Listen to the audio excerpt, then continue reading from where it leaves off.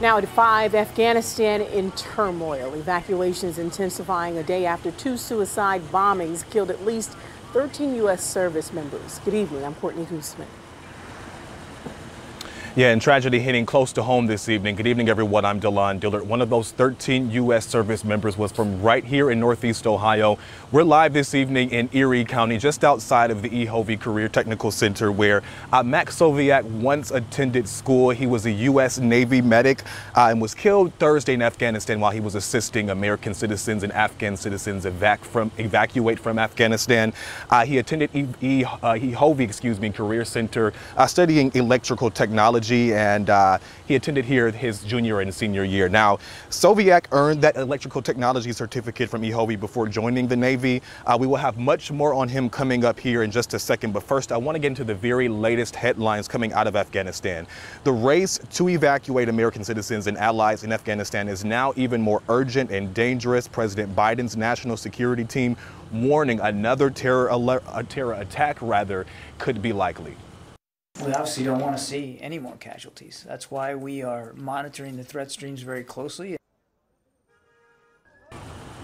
So the Pentagon now says it was just one ISIS-K suicide bomber who carried out the attack. At least 160 Afghans were killed and hundreds more were wounded after they had gathered in crowds at the airport gates, desperate to get out of the country.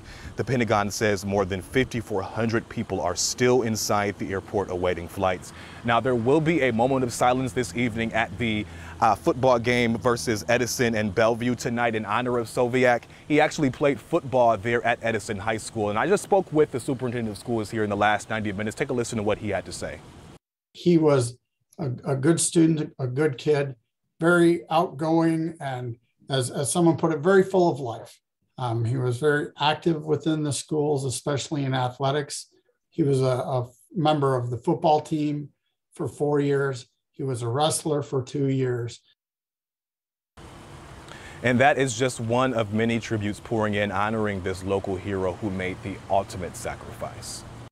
Outside of Edison High School, America's symbol of strength and resilience waves at half-staff. The school honoring its own 2017 graduate, Max Soviak. The young man is one of 13 U.S. service members killed in a suicide bombing Thursday in Afghanistan. And not long before he headed overseas, he spent his junior and senior year of high school in this class, attending EHOVE Career Center during the day. It's a vocational school studying electrical technology.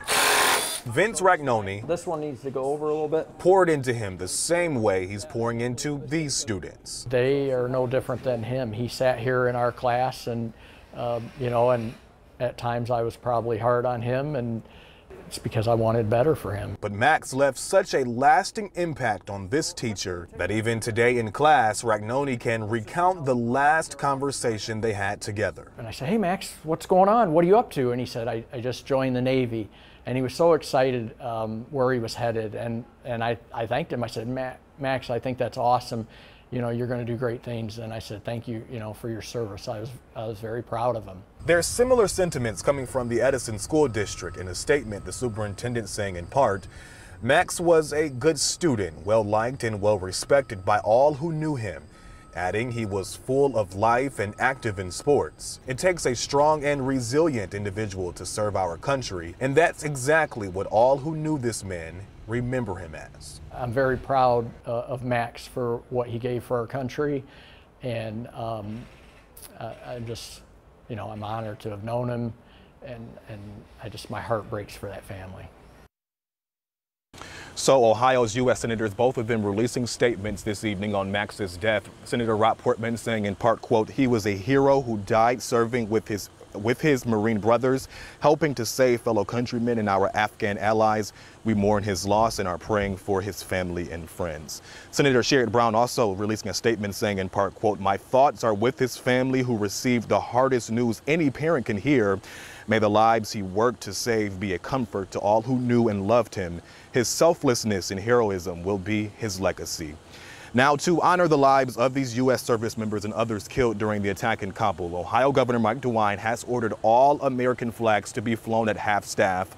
The order says flags must be flown at half-staff at all public buildings and grounds until sunset on Monday, August 31st. Now, we will have much more on all of this and all of the very latest headlines coming out of Afghanistan coming up on the news at 5:30. Until then, I'll send it right back to you, Courtney. Our thanks to you, Delon, for that field anchoring. And we just got a statement from Soviak's mother, Rachel. She says he was very proud to serve his country, and he was very passionate about helping his fellow Americans and trying to get them home safely. There are no words to describe the pain our family is feeling. There will forever be a hole in our hearts. Soviak's mother went on to say, we are praying for the servicemen and women to arrive home safely to their loved ones.